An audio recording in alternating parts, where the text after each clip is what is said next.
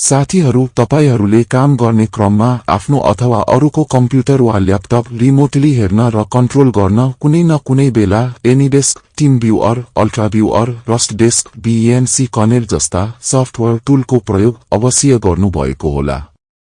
आज हामी तपाईहरूलाई कसरी आफ्नो जीमेल एकाउन्ट प्रयोग गरेर रिमोटली कम्प्युटर वा ल्यापटप एक्सेस र कन्ट्रोल गर्ने यस विषयमा केन्द्रित रहेर भिडियो देखाउन गइराखेको छौं, त्यसैले यो भिडियो अन्तिमसम्म हेर्नुहोला। साथीहरू नमस्कार, तपाईहरूलाई यस गरिब आईटी केटो च्यानलमा स्वागत छ।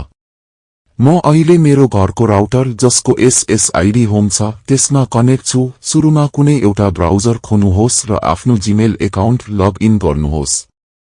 त्यसपछि ब्राउजरमा नयाँ ट्याब खोल्नुहोस् र क्रोम रिमोट डेस्कटप टाइप गर्नुहोस् र इन्टर बटन प्रेस गर्नुहोस्। SS my computer option select गर्नुहोस्।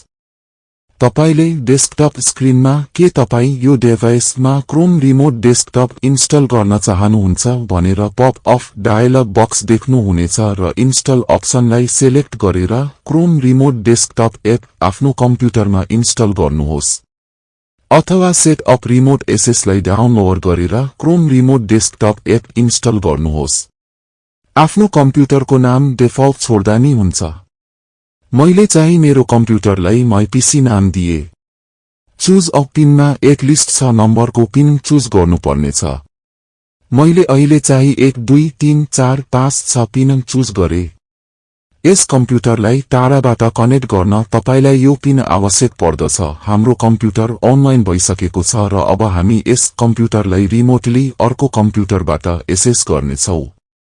अहिले म अर्को कम्प्युटरमा छु। रिमोटली कनेक्सन देखाउनको लागि मैले यस कम्प्युटरलाई मेरो मोबाइलको हटस्पटमा कनेक्ट गरेको छु।